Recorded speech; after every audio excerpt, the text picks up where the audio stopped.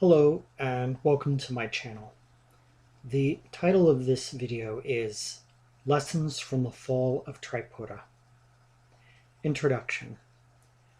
The subject of this video will be lessons that we can learn from the fall of the three cities of Tripura and the destruction of the Asura tribes which inhabited them. Generally, I am more focused on the Vedas than the Puranas. The reason for this is not only do I see the Vedas as more important, but I find the Puranas to be too mercurial. They have passed through many hands and sometimes they show the wear. Some of them have been directly tampered with by outside agencies, for example adding Christian interpolations, and they also describe events which have occurred in other realms of being. And so the presentation necessarily must only be an approximation of what actually happened. Others are purely fictional or highly exaggerated. Untying this Gordian knot would be a lifetime study all of its own. But a basic familiarity with them is essential for understanding modern Hinduism and for information about many of the devas. That being said, the source of the legend we will examine comes from the Shiva Purana. These relate an event which would have happened deep in human prehistory.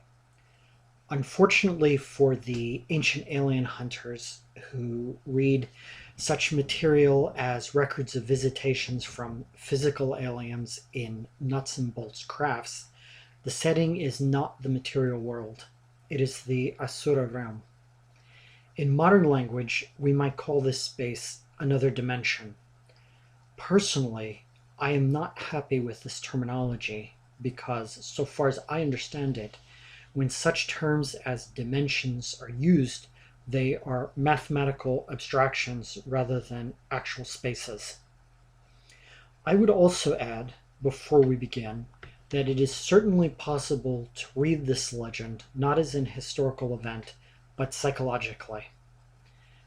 This is not, however, the approach that I am taking here. The legend. The origins of the three floating cities lay in the aftermath of the defeat of Tarakasura and his brothers at the hands of Lord Muruga. His sons sought the blessings of Lord Brahma to possess an eternal and impregnable fortress so they and the other Asuras would be safe. This was not, I would add, through fear of Lord Muruga and his retainers. Instead, certain factions of court devas attached to Lord Indra and Lord Vishnu indulged themselves in revenge, drowning such virtues as forgiveness, graciousness, and tolerance in a frenzy of blood violence which lasted for centuries. The brothers and all of the Asuras needed a sanctuary. Since the request of the triplets that they have a completely eternal and indestructible fortress was metaphysically impossible, they were instead blessed with three floating cities, far apart, which could only be destroyed by a single arrow of Lord Shiva. Given that they were designed to align only once every 1,000 years, at noon of the day when the full moon was in Pushya Nakshatra, which is the middle of Cancer, they seemed safe. The astrological meaning of this is interesting but beyond the scope of this study. Further, because the Asuras, and especially the three brothers, were devotees of the supreme personality of godhood, Lord Shiva, they trusted that this bond would protect them. The cities were made by the great architect of the universe himself, Lord Vishwakarma. The lowest city was composed predominantly of bronze or iron in some sources, and floated just above the ground. Above this was the second city of silver that moved through the sky, while the third, golden city, was above the atmosphere.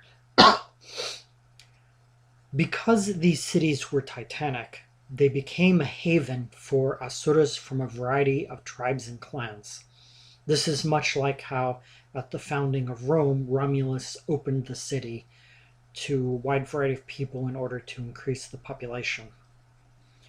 This is different from the later floating city of Hiranyapura, which was smaller and was aligned specifically with the most powerful Asura tribe of that era, the Nivatakavachas.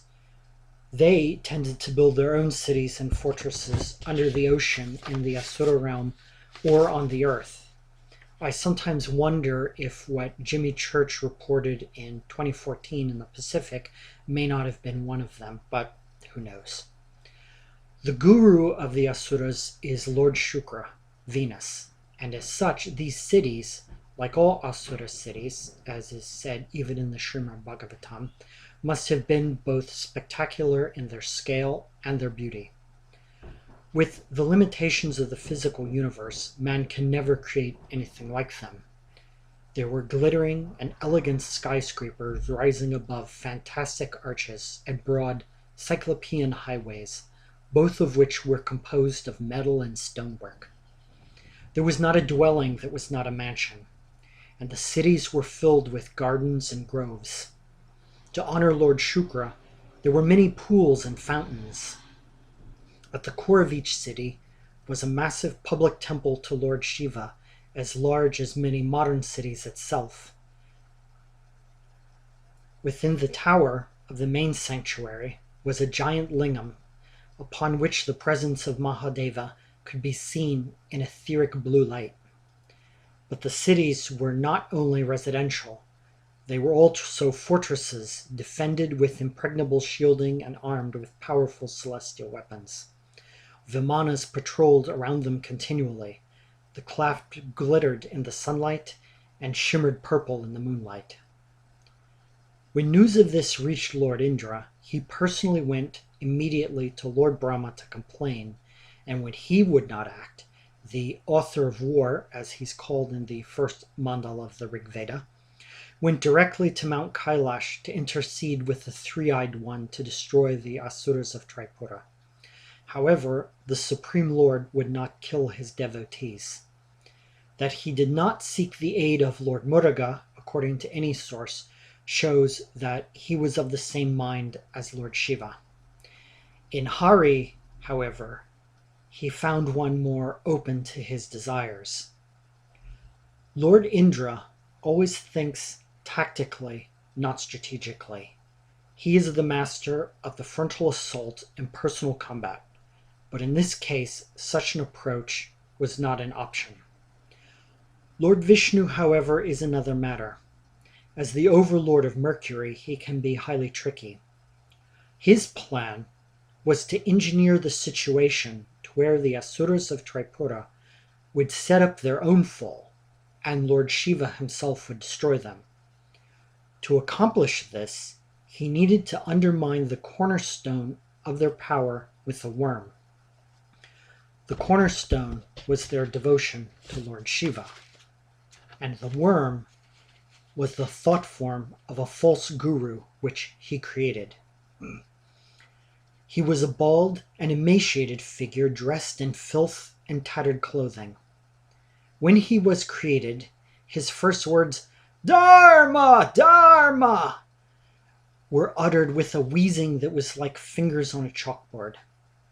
He then hung a rag over his head, so as not to look at Goddess Lakshmi, and began chanting about modesty, until Lord Vishnu sharply rebuked him and told him to shut up.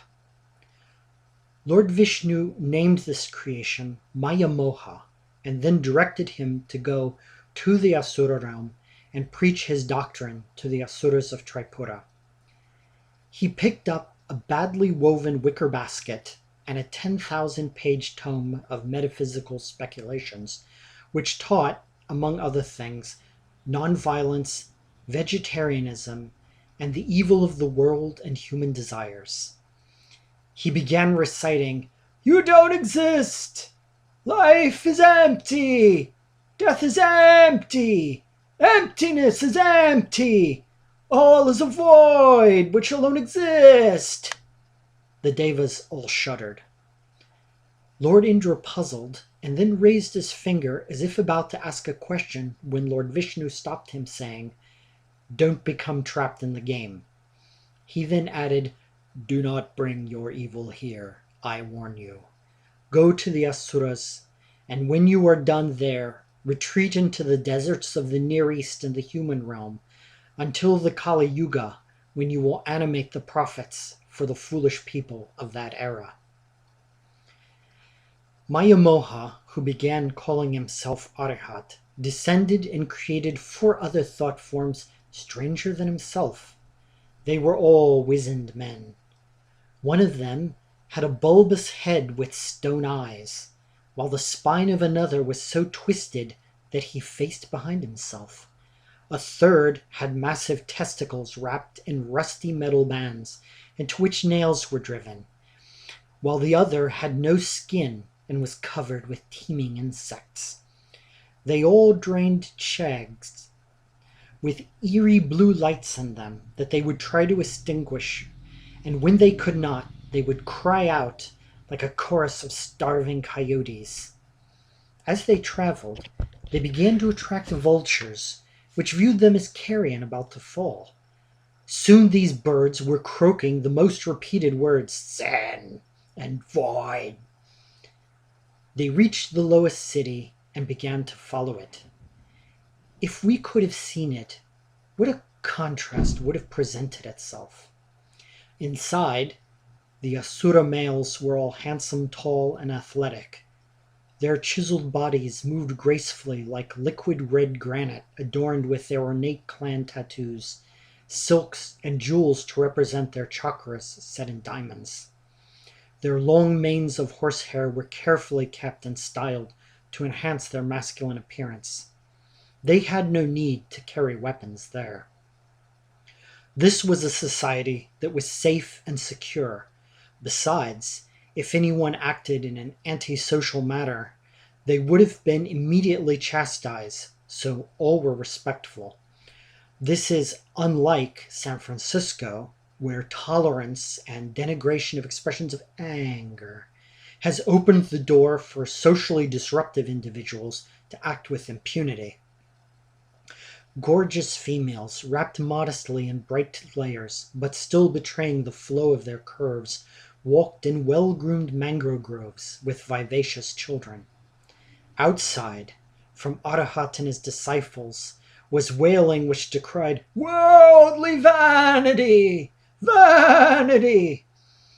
Their goddess was Dame Poverty, who humbly adorned them with the pearls of lice in their pubic hair, and the silk of skin lesions from malnutrition and disease.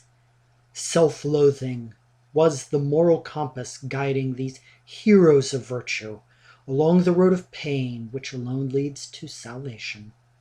They spent hours daily performing their sexual sadomasochistic rites to free themselves from the evils of human desires. Arihat would then discourse for long sessions, even longer than Fidel Castro, creating a metaphysical mist with his 5 predicate syllogisms and etymological chains based on numerological readings of the Vedas. Some disciples, would channel the voice of the void, while others would scream "compassion" hysterically as they threw rocks to injured children that accidentally strode on snails in the road in the morning mist. The Asuras in the 3 cities heard rumors of these strange exhibitions. The mothers were concerned that their children might be exposed to this freak show, but they took no action, simply ignoring them.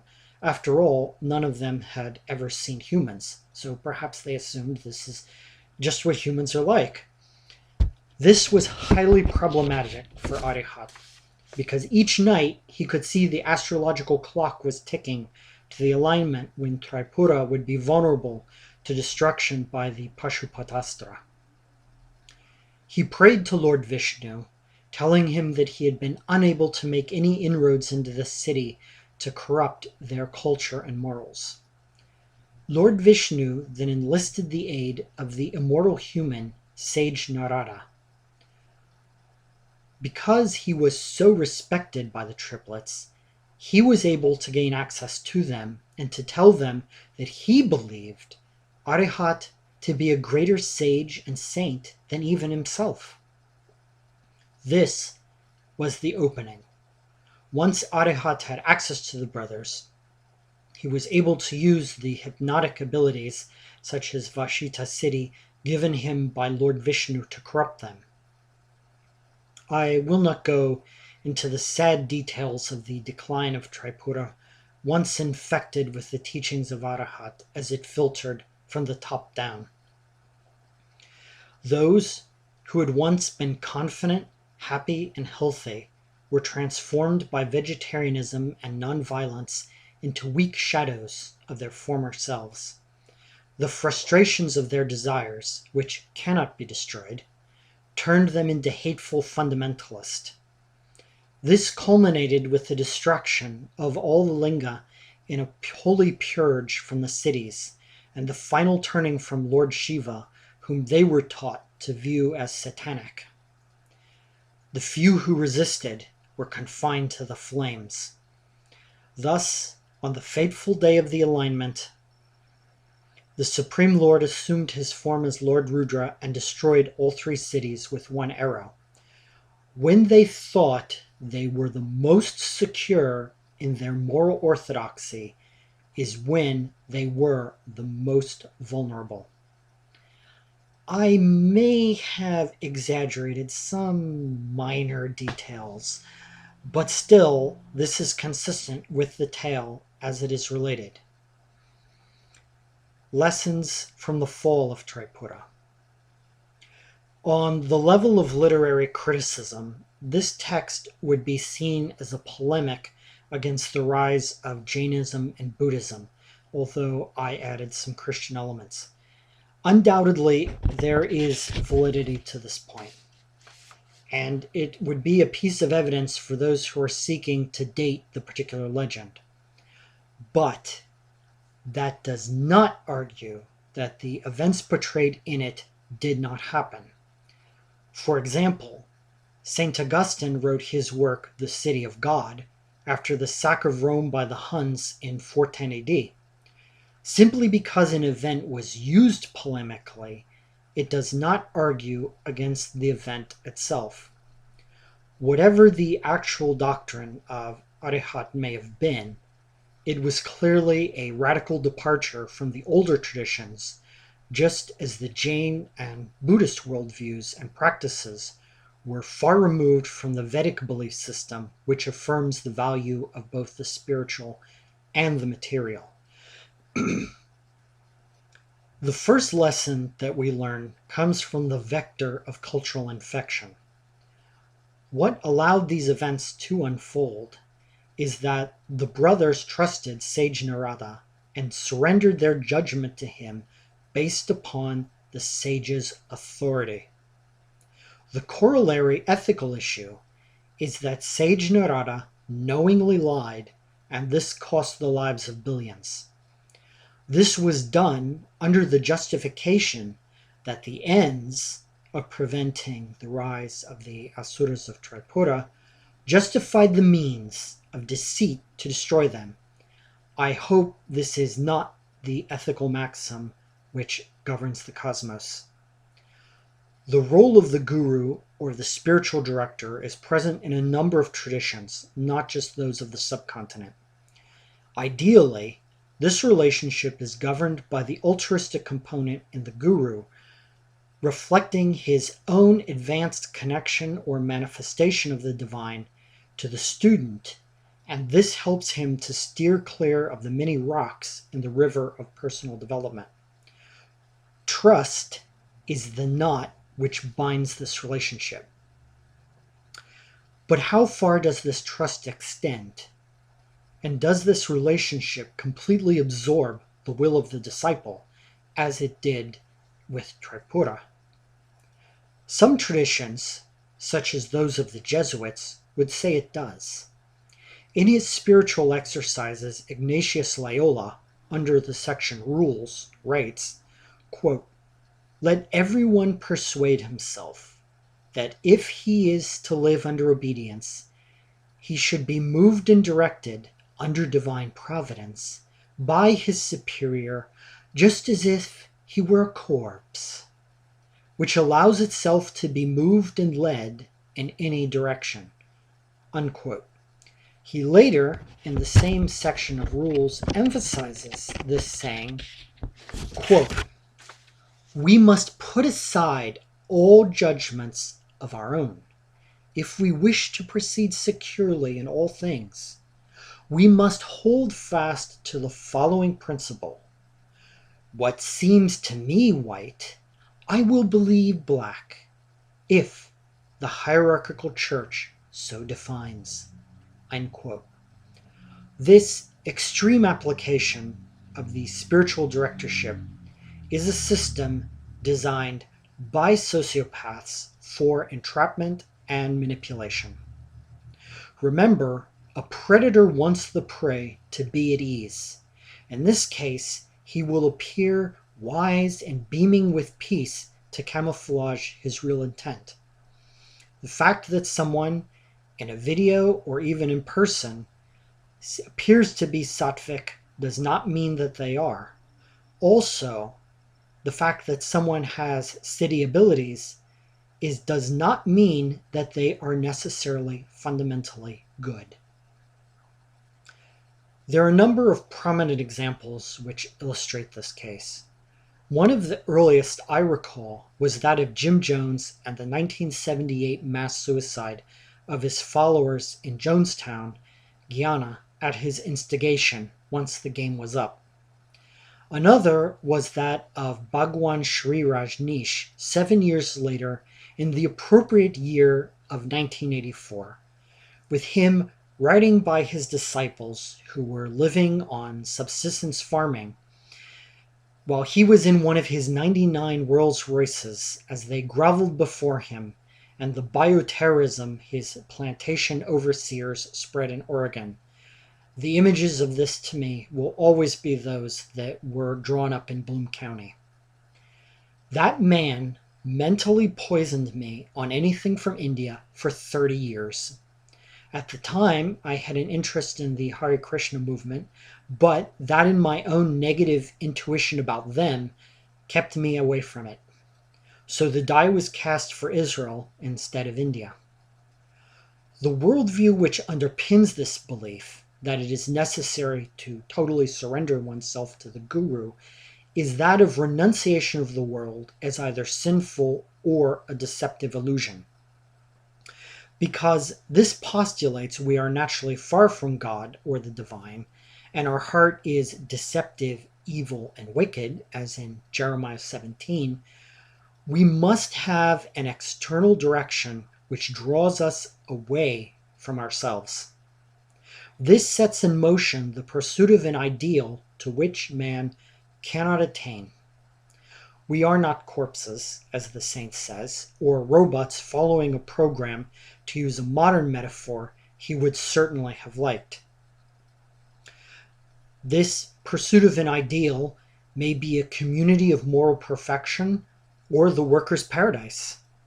Whatever the case, it will not be, because it is a movement in exactly the wrong direction. The surrender of individual sovereignty, because it extends from our own nature, is an inherently negative act because it denies the divinity within man. Further, when collectivized, it almost always manifests the inherent terror and destruction latent within individuals arising from twisted and repressed desires. That, of course, becomes the justification for the pursuit of the ideal that will often ultimately turn into the exact opposite of what it claims to be. Be very careful who you trust. Watch out for red flags. That applies to even elevated humans such as Sage Narada. And since he is immortal, perhaps there's a chance that he will see this and leave a comment, to explain himself a bit. This brings us to the second lesson that is to be learned from the fall of Tripura. Passivism and vegetarianism are disciplines, hence practices. These may be fine for some, but they are not universally valid for all people and at all times. Individuals need to make such choices based on their own conscience and disposition. This is why in tantric works, such as the Vijnana Bhairava and in the Shiva Sutra, there are a variety of practices which can be used effectively by an individual, regardless of where he may be in his development, to attain self-recognition. A practice or a ritual in itself does not confer holiness or purity. The only real impurity is ignorance of the self.